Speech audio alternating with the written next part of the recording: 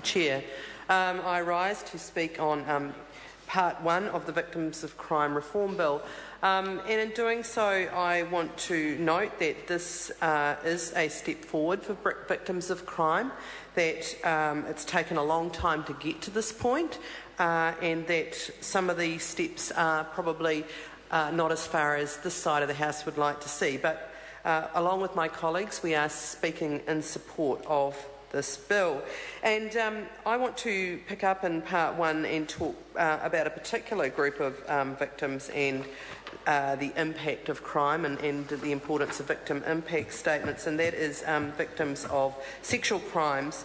But just before I do that, I just want to make a couple of general points. I mean, there certainly is a need for victims to have a greater role in the criminal justice process, and to ensure that there is more information, more weight given to their concerns and the impact of crime upon those victims. And that's not just victims of sexual crimes, that's all victims of crime. One of the issues is, though, the particular needs of victims of sexual crimes. And the one, for me, speaking on this afternoon is quite important, having spent several hours this morning on the Social Services Select Committee dealing with submitters, dealing with the inquiry into services around sexual violence support. And can I acknowledge the member across the House, Melissa Lee, who I think is doing a very good job of chairing that inquiry. And we've heard just some terribly moving, traumatic information as part of that inquiry. And that is an inquiry that's looking at a crime that in the end has very low conviction rates, very low level of reporting in the first instance, then very low levels of charging of people who have committed those crimes, and then very low conviction rates of those that do get into the court system. And so in that case, the victims of sexual crime are in a particularly difficult situation because often they are the only witness to the crime.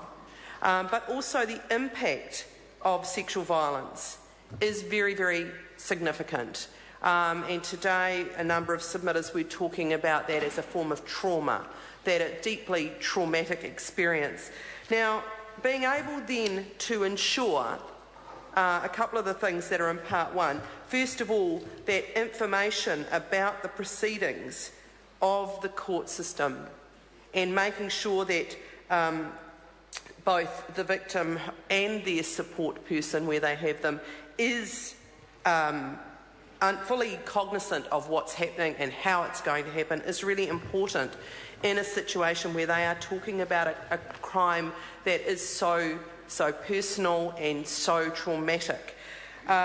Also making sure that the support people they have, this is one of the particular areas that has come up looking at the issue of sexual violence, is making sure that the support people are specialised people, that victim support is a great service that is provided, but actually in this area we need to have people who are specialists, people who particularly understand the nature of this crime and how that is then going to play out through the court system. And we were given an example today by Louise Nicholas, who talked about in her court proceeding situation having a very helpful person from victim support trying to do their best, but actually all that person did for her was cause her further anger and grief, because actually she was unaware of the trauma that had been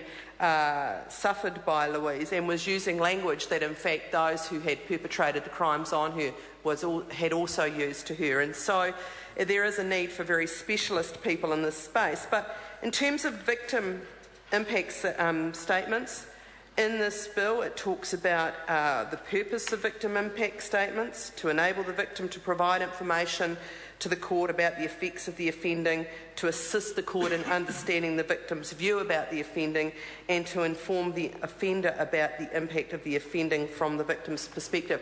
Particularly important in cases of sexual violence, where those consequences, the impacts, can be, Mr Chair, thank you, that those impacts can be of a physical nature, can be around the person's health, can be about injuries that they have suffered, can also be of an emotional and psychological nature, that those impacts can be around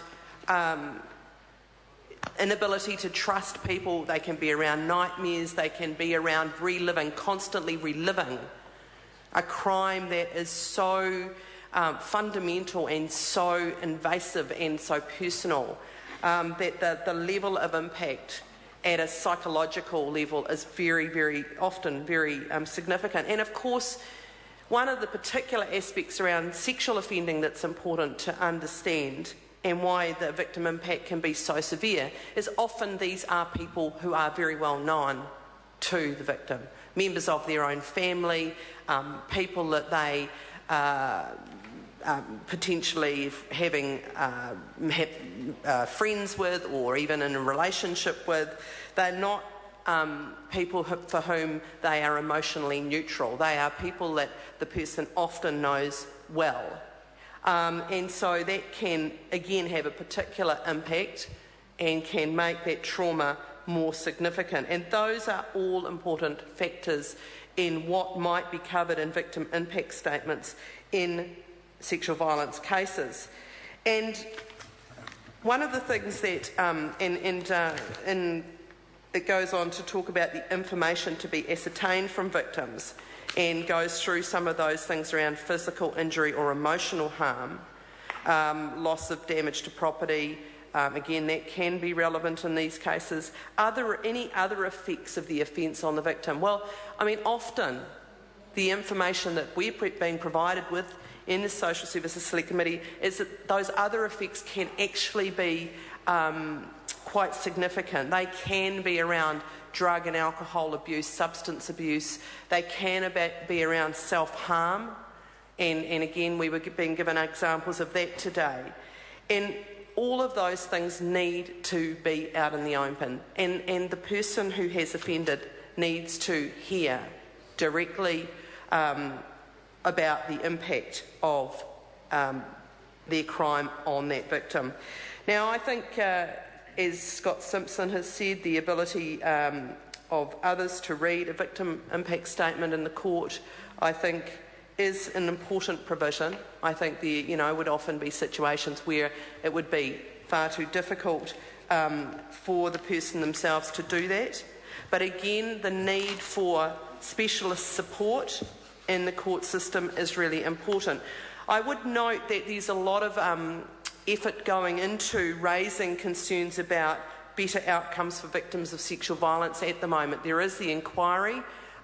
We have waited a long time to get improvements for victims of sexual violence. There was a task force under the last government. They did report in 2009 over 70 recommendations, most of which haven't been actioned.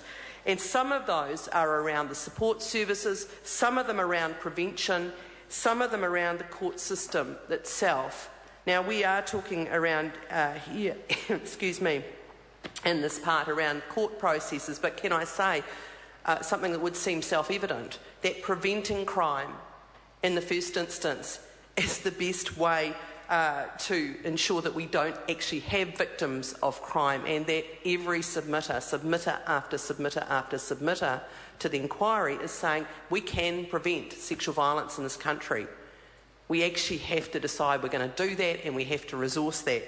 But coming back to court processes, the Minister, Judith Collins, a Minister who is in a lot of hot water at the moment for her own behaviour, but in responding to the Honourable Phil Goff around issues for victims of sexual violence, talked about this particular bill, that reforms in this bill would assist victims of sexual violence. Well, yes, they will, but certainly not enough. And there is a need to ensure, as I've said already, that there needs to be effective support in the courts, and that is going to require specialist sexual violence support services of a greater extent than we have currently. and that we need to look at a whole lot of processes around how the court is conducted. Melissa Lee. I move that the question be now put. The question is that the question be now put. Those of that opinion will say aye. To the contrary, no. The ayes have it. A party vote's called for. Ask the clerk for a party vote. New Zealand National. 59 votes in favour. New Zealand Labour. 34 votes opposed. Green Party.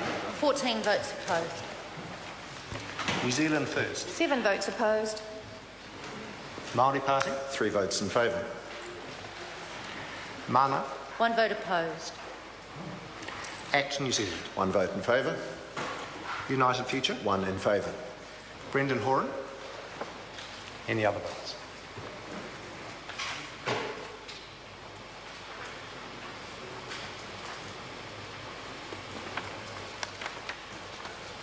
Members, the ayes are 64, the noes are 56. The question will be put. We first have the Minister's amendments to Part 1 as set out on SOP number 424. The question is that the Minister's amendments be agreed to. Those of that opinion will say aye. Aye. To the contrary, no. The ayes have it. The question now is that Part 1 as amended stand part. Those of that opinion will say aye. Aye. To the contrary, no. The ayes have it. Members, we now come to Part 2. This is debate on clauses 32 to 39. The question is that Part 2 stand part. Call Andrew Little. Thank you, Mr. Chairman. As my colleagues have said,